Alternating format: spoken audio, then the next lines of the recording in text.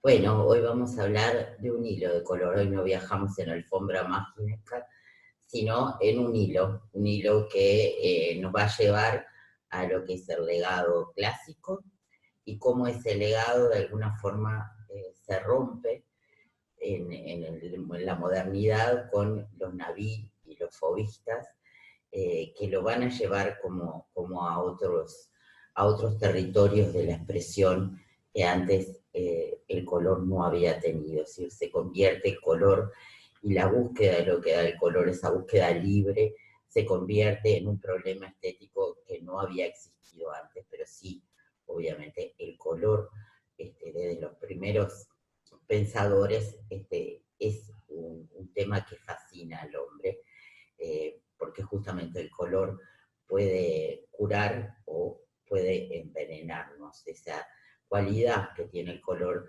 de sumergirnos en determinadas emociones.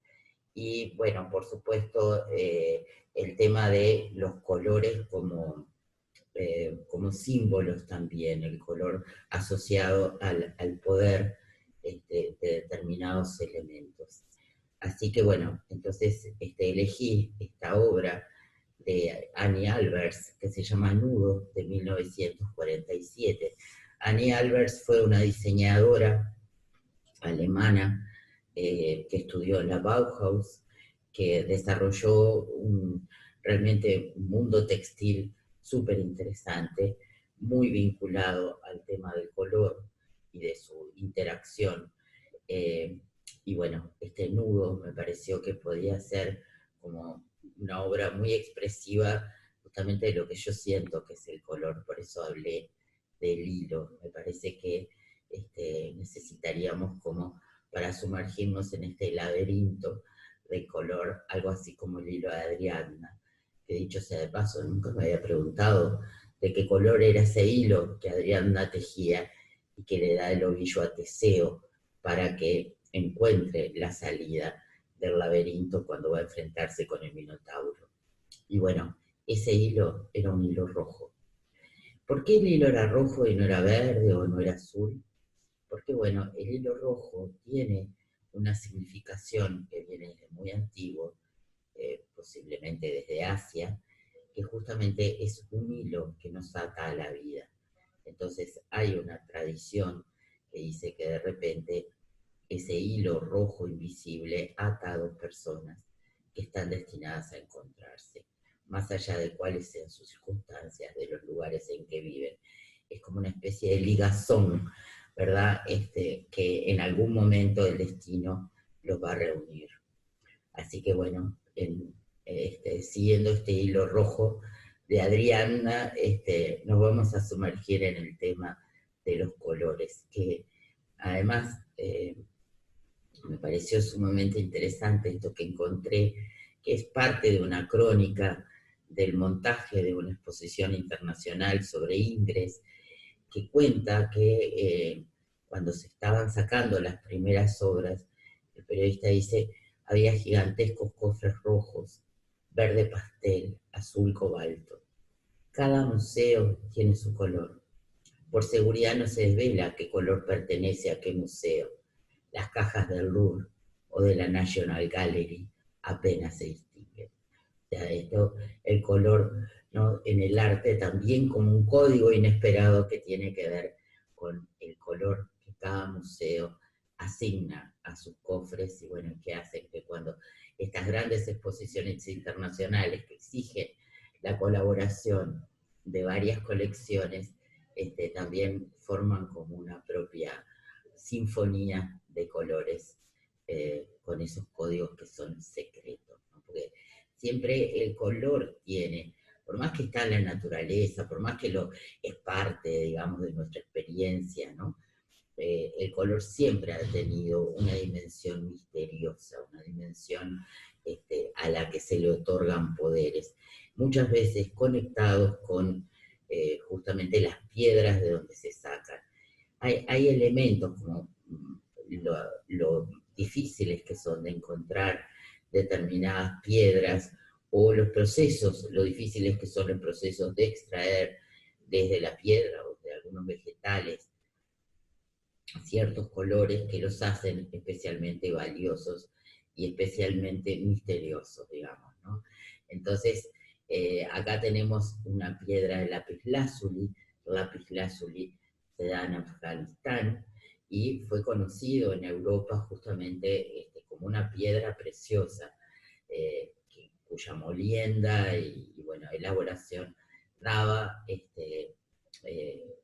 color azul, que justamente por algo es el color, por ejemplo, de los reyes de Francia. Es un color sumamente difícil de sintetizar en la naturaleza y que tenía que venir de esa piedra que se traía de tan lejos y que tampoco es que estuviera tan disponible. Pero también en Latinoamérica se dio otras fuentes del azul, y acá tenemos una orejera con ave guerrera, que es de turquesa y lapislázuli, eh, y un escarabajo de lapislázuli procedente de la tumba de Tutankamón. Una cosa que me parece muy interesante con el tema de los colores es que el asunto de los colores y su simbología puede estar atada culturalmente a esa dificultad, por ejemplo, de encontrar, ¿no?, el rojo que venía de determinados crustáceos que se encontraban en una isla, en el mar Egeo, y bueno, entonces el púrpura se reserva a los reyes y se reserva a las altas dignidades.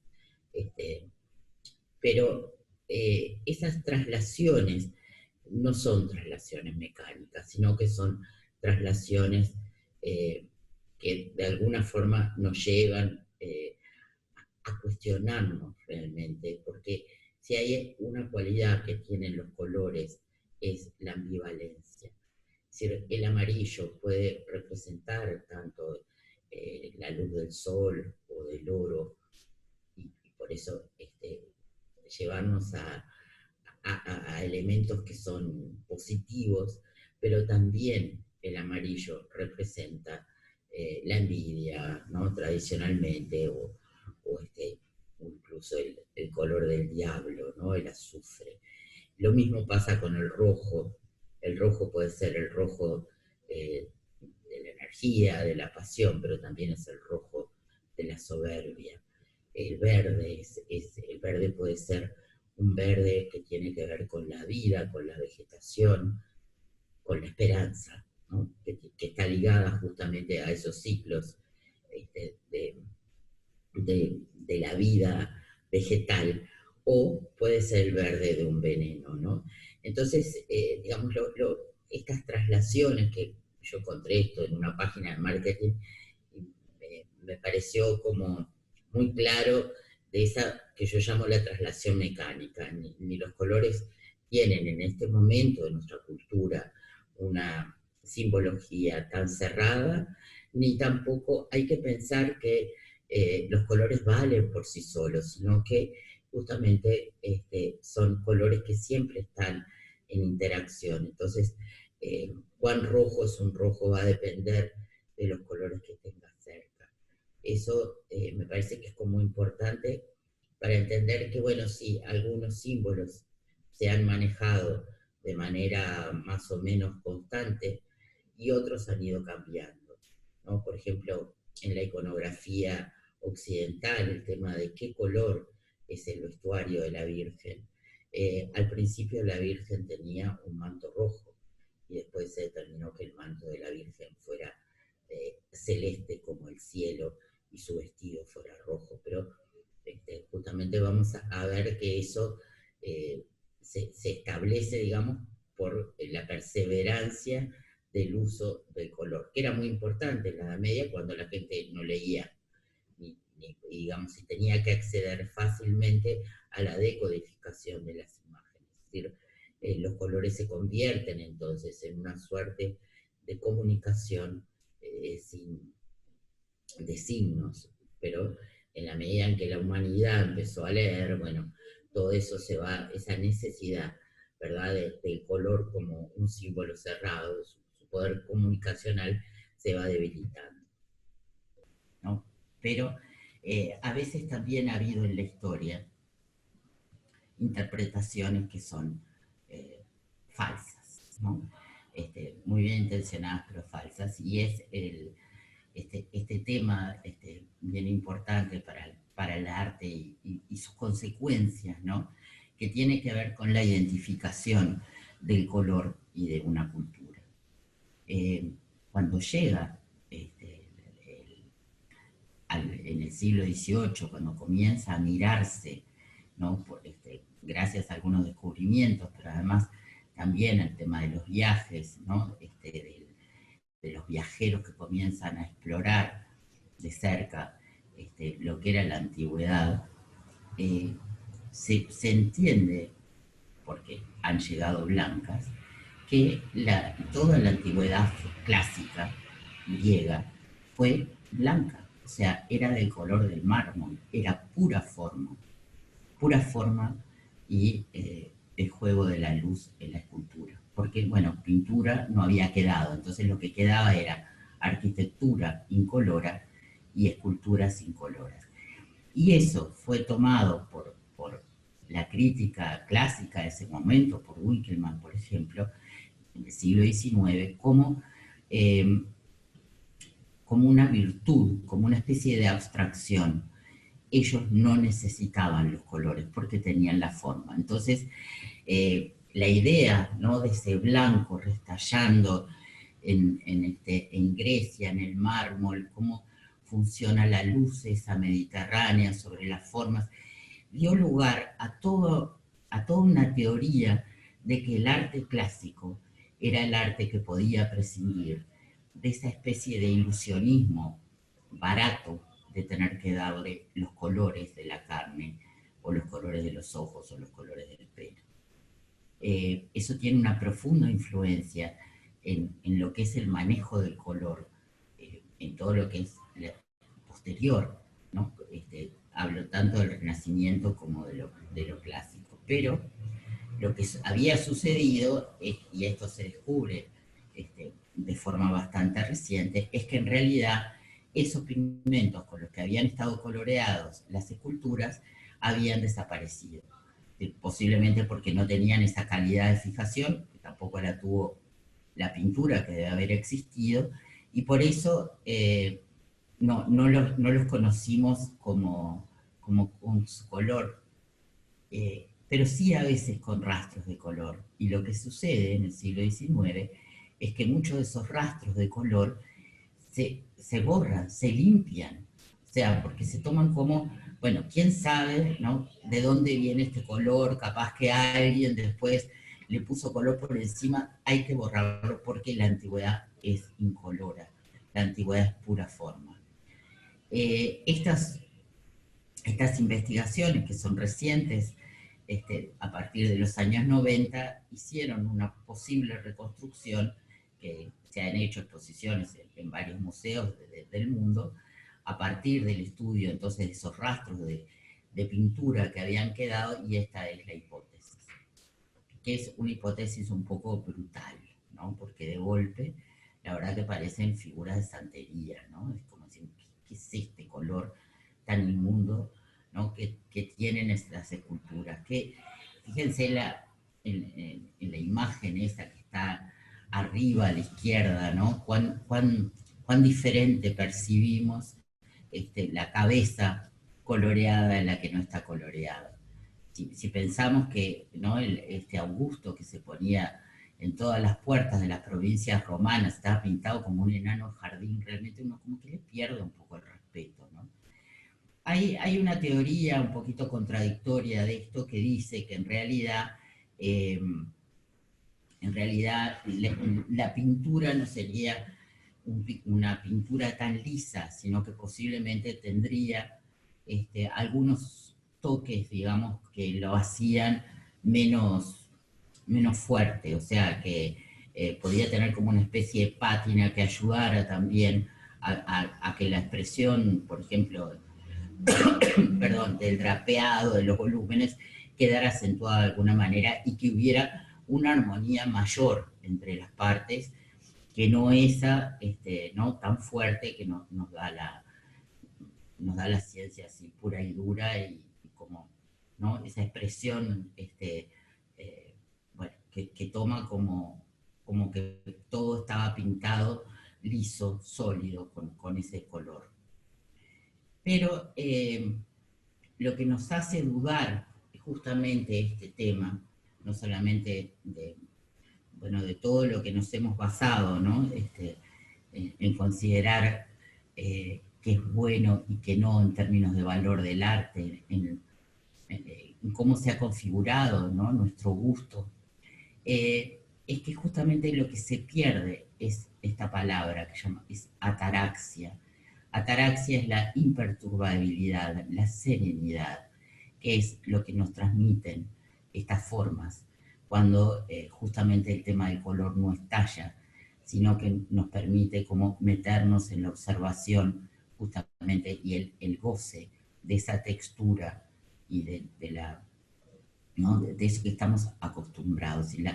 Esa ataraxia es justamente como el ideal en varias escuelas filosóficas griegas, es el ideal de equilibrio, es ese ideal en que estamos serenos, en que no tenemos grandes dolores ni grandes gozos, ¿no? En que está la idea y está la emoción, están como en calma, están equilibradas. Y esa es nuestra idea del arte clásico.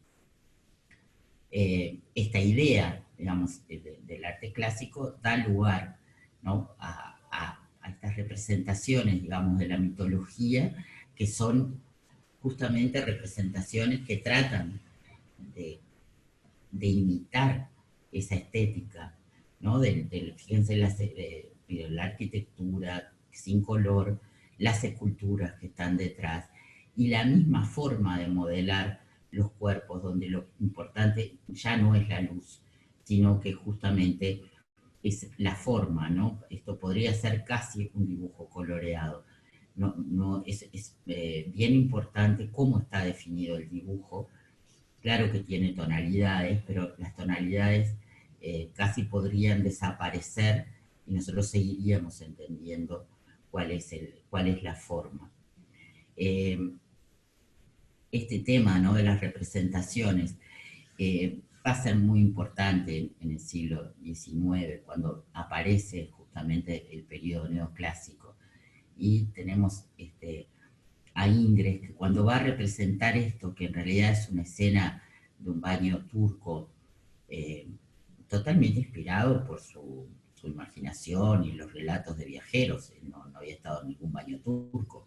Sí había estado, sí estuvieron en aquella sesión de arte y peste, una señora que se llamaba Marie Montagu, que era la que introdujo la inoculación de la viruela en Europa, que yo conté que era que ella sí había viajado mucho y que fue además una escritora muy prolífica y muy leída de libros de viajes. Y entonces ella describía justamente cómo era un baño en que las esclavas ponían aceites y ayudaban a secar a las mujeres desnudas de un harén. Y en esta representación, digamos, del harén, lo que hay es justamente eso clásico. O sea, estas son mujeres que están en una especie de voluptuosidad tranquila. Acá no hay para nada, no hay tensión, ¿no? Todo está como súper tranquilo, están dispuestas, están entregadas, están bellamente. Casi uno le parece que va a sentir, ¿no?, esa música que también parece como muy, muy dulce. Y eso es la ataraxia, ¿no? Ese es el espíritu un poco. Incluso hay textos del mismo Ingres, ¿no?, que justamente su ideal de mujer era un ideal de la mujer así como tranquila. O sea, era una mujer más bien callada, dispuesta, amable, ¿no? Pero sobre todo eso, como muy tranquila, muy imperturbable. Acá tenemos también otra representación. Esto es una representación de un tema de una ópera, Ruggiero y Angélica, también de Ingres, ¿no? El tema de por un lado, de la representación de esta escena, que bueno, es literaria, pero también es una escena mitológica, y ven también la limitación que hay en los colores. Es decir, la paleta, que había sido una paleta bastante vibrante, muy luminosa en el periodo anterior, en el rococó, ahora es una paleta que se vuelve mucho más estrecha, es una paleta que se arregla con mucho menos colores, porque bueno, lo importante es más bien esas tonalidades, ¿no? De luz y de sombra, que son las que están definiendo. Pero eh, el color, aún el color del mar, ni siquiera es un color azul, es un color pardo como todo el resto, ¿no? Pero, ¿qué pasa cuando el pintor se enfrenta con una realidad que ya no es la realidad inglesa, neblinosa, o de los países europeos del norte que tienen, ¿no?, esa luz como muchísimo más filtrada? ¿Qué pasa, por ejemplo, cuando un pintor como este, que es un pintor cubano del siglo XIX, eh, perdón, va a Europa, aprende en Europa la paleta, pero además aprende una práctica que es la de poner el barniz? ¿Qué es lo que hace el barniz? El barniz es la última capa, por eso decimos barnizaje a las inauguraciones, es la última capa que generalmente tenía un poco de color, y lo que hace es justamente empastar los colores, armonizarlos, porque todos van a quedar cubiertos por ese tonito un poco acaramelado. Esa fue la forma de representación. Cuando él vuelve al Caribe, la forma en que representa su propio paisaje. O sea, es un paisaje que podría estar pintado, si no fuera por las palmeras, en cualquier país europeo, y más bien en una zona fría. Y en un momento, García Menocal sale de esa paleta y acepta la paleta de lo que es la vibración de lo que ve. Es ese azul del Caribe, es esos cielos. Y entonces hace esta obra, que también es una obra neoclásica por su composición, por su formulación, por su tema, es historicista, pero lo rompe totalmente con ese esquema de color apagado, ¿no?, con esa ataraxia del color. Y eso es como un paso importante en lo que es la propia identidad, ¿no? Lo de tratar de reconocer cuáles son los colores realmente que me identifican y no tomar otros prestados. Pero el problema también, este problema de cómo interpretamos, es un problema que se da más recientemente también, y que se nos renueva cada vez, por ejemplo, que se hace una restauración de una obra clásica. Yo recuerdo el impacto que tuve cuando vi las primeras fotografías, creo que fue una revista Bella, las primeras fotografías de la restauración de la Capilla Sixtina, ¿no?, allá en los 80. Eh, la Capilla Sixtina, digamos, yo la tenía reproducida, la conocía, ¿no?, en estos colores que tenemos arriba. Y había aprendido de ahí cuál era la armonización de los colores, cómo un escultor como Miguel Ángel había podido prescindir de una gama de colores, porque lo importante era justamente la forma, ¿no? Y él se había centrado en esa representación y no había necesitado de colores. Pero cuando se hace la restauración y salen estos colores, ¿no?, reales, realmente fue como una especie de escándalo. Entonces, digamos, eso que yo consideraba el Renacimiento clásico no era tan clásico, en realidad era mucho más atrevido de colores.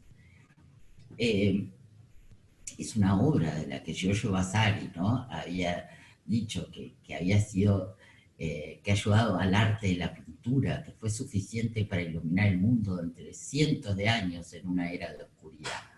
Y justamente entonces nos cambian todos los paradigmas, y aparecen esos verdes en la barba de Dios, ese lazo verde, ¿no?, como tan fuerte. Y entonces, bueno, también esta, la verdad es que fue una restauración muy discutida, porque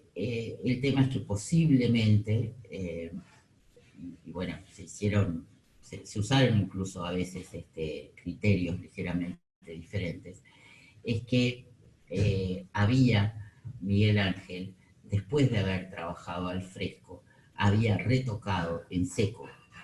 Entonces, al retirar eso que era mugre, que era hollín ¿no? de siglos, de velas y todo lo demás, se había retirado posiblemente también esa impronta, digamos, con la que él había apagado y había ayudado a hacer los volúmenes, que estaba hecha después del fresco. Entonces, digamos, una gran discusión técnica ahí fue si había que llegar a lo que estaba en el fresco o si había que tratar de respetar, que se hizo en algunas zonas, lo que les decía, había que tratar de respetar esos tonos que después el pintor le había agregado, que hacen además que cuando se sacan, hacían además que se perdieran detalles importantes como todos esos de la arquitectura pintada, ¿no?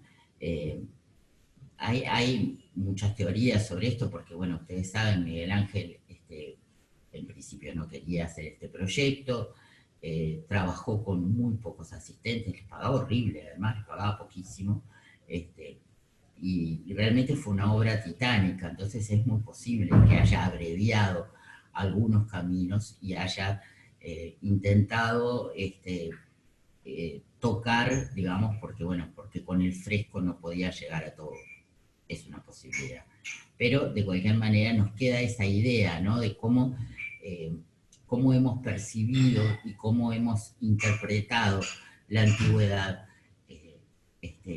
de una manera que quizás depende de algo que no fue la intencionalidad artística respecto al color, sino que fue justamente el hollín, ¿no? Y todo lo demás que se fue acumulando sobre esas pinturas hizo una veladura que no existía.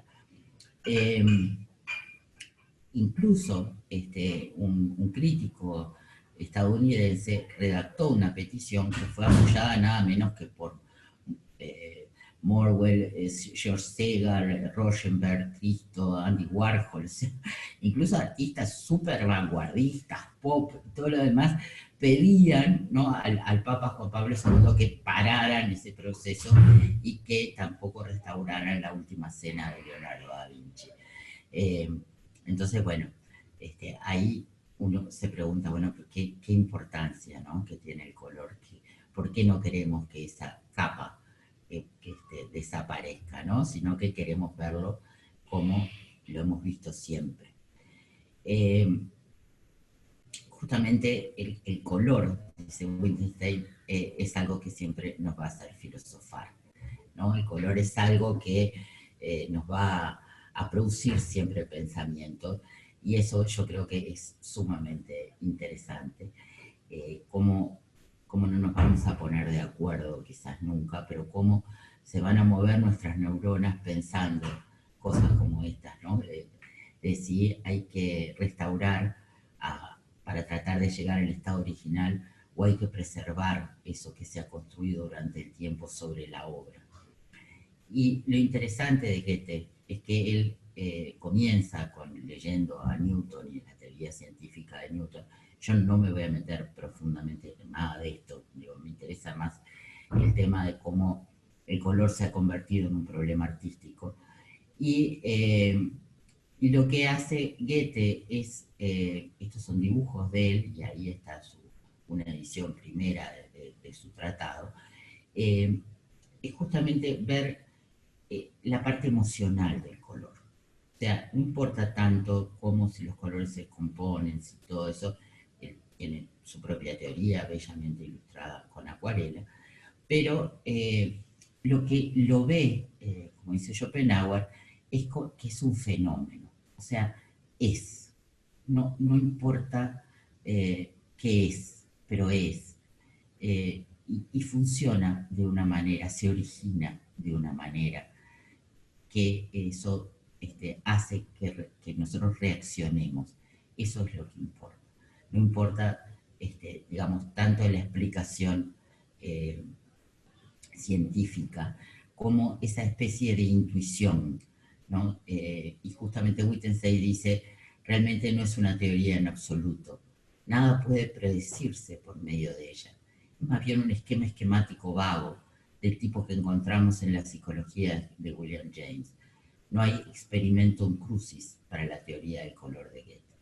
Y me encantó, porque realmente no la conocía, encontrar esta obra en que Warhol homenajea a su manera justamente al poeta metido a filósofo y artista también, ¿no? Y hay algo en el tema, digamos, del color que justamente tiene que ver con esto de la modernidad, que es que el color estalla y estalla en la pintura en un momento en que hay una crisis, ¿no? Digamos, veníamos como de ese clasicismo, de una, ¿no? De una vuelta a los valores antiguos, y de repente hay un cambio brutal en la forma de vivir, la revolución industrial, las ciudades, nuevos paradigmas sociales, nuevos lugares, nuevos espectáculos, nueva tecnología, incluso aplicada a la escena, y ahí aparece justamente el tema del color problematizado. Van a ser no los impresionistas, porque en realidad los impresionistas van a tomar el color, también apoyados por las investigaciones de su época y ciertos avances ¿no? en la teoría y en la óptica, de, de pintar lo que se ve, o sea, ya no ir al estudio y hacer una especie de regurgitado de lo que uno había visto, una elaboración, de alguna forma una idealización de lo que se había visto, sino pintar directamente lo que se ve en el momento que se está viendo. Pero va a ser posteriormente, eh, con el post-impresionismo, que ya no se pinta lo que se ve, sino que se pinta, un poco como quería Goethe, se pinta lo que se siente. Y esto es como una especie de eco que tiene el romanticismo, de alguna forma, sobre esta otra forma de pintar, que va a ser la forma de Toulouse-Lautrec, de Van Gogh, por ejemplo, que es una forma mucho más apasionada, y también una forma que ya no es simplemente de registro de la realidad y de sus partes más amables, como pueden ser los remeros o la gente que está en un jardín o las conversaciones, sino el registro de otros mundos donde se va como extranjero. Y acá están justamente Toulouse-Lautrec y su primo, dos aristócratas, que son como viajeros extranjeros justamente en este mundo del Moulin Rouge, que era un lugar bastante modesto, no pensé, primero que nunca había sido un molino, ¿no? Pero además era un lugar, digamos, como tampoco era de lo más lujoso de París, y ellos están en ese mundo, y en ese mundo también tenemos esa ilusión, ¿no? Que dan las luces, sobre todo la figura esta que está adelante, a la derecha, ¿no? Esta mujer con la cabeza alzada, que tiene ese juego de luces de las candilejas, justamente es la pintura de la ilusión, ¿no? De cómo esa máscara en realidad está de color, ¿no? Y de luz está transfigurando lo que es la persona que está detrás. ¿Qué son? Son una pelirroja, es una pelirroja, no importa quién es, está de espaldas, lo que tiene es una bella mata de pelo pelirrojo. Parece que Toulouse tenía una especie de fascinación con las pelirrojas. Entonces, digamos, el color acá es un color que ya no es un color que esté celebrando la belleza, sino que justamente es un color que está problematizando lo que se ve. Está diciéndonos que todo esto está iluminado por una luz que es falsa y que posiblemente las relaciones incluso que se están dando ahí son relaciones también efímeras, complicadas, ¿no? Donde el drama está ahí, está por asomar. Esa mujer hoy está ahí, pero mañana va a estar muerta de hambre porque ya nadie va a querer mantenerla. Entonces es como, es muy fuerte, y aparece básicamente para mí en la pintura de Toulouse-Lautrec, ¿no? Como eso de alguna forma una empatía y una curiosidad también, ¿no? De alguien que era un desplazado por su físico y que justamente va a encontrar su lugar ahí. Y el color también tiñe quizás en un sentido parecido, ¿no? Justamente a la época azul de Picasso. Picasso fue un gran admirador de Toulouse-Lautrec, ¿no? No se llegaron a conocer porque cuando Picasso llega a París, Toulouse-Lautrec ya está internado, pero de alguna forma él retoma este tema del color y el color azul va a atravesar esta etapa y es el color.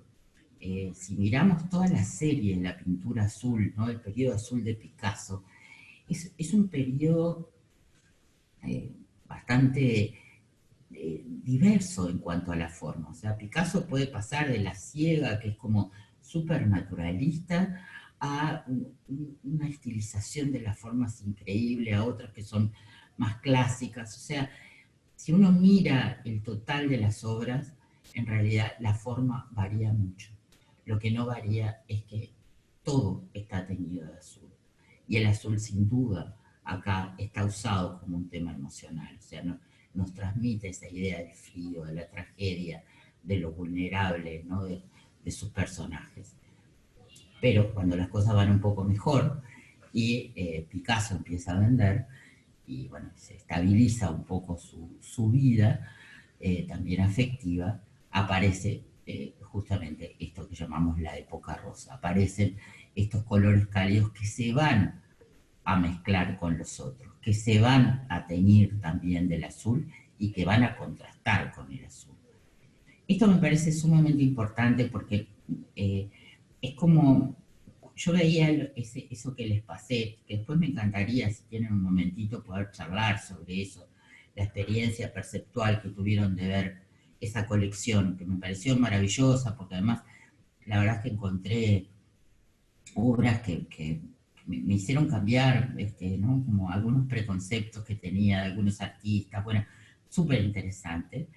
Pero en algunos yo decía, bueno, pero ¿dónde está? ¿Quién dice si esto es azul o es rosa? Yo no tengo duda, si tuviera que clasificar la pintura azul de Picasso, que es azul, pero en la rosa, el azul también tiene un peso importante. Quizás lo cálido es lo que predomina más. ¿Cuál es el criterio con que se eligieron esas obras? Y ahí uno se encuentra que, por ejemplo, incluso esta obra podría haber estado tanto desde el rosa como desde el rojo, como desde el amarillo, porque el tono amarillo es mucho menor en extensión, pero es mucho más importante.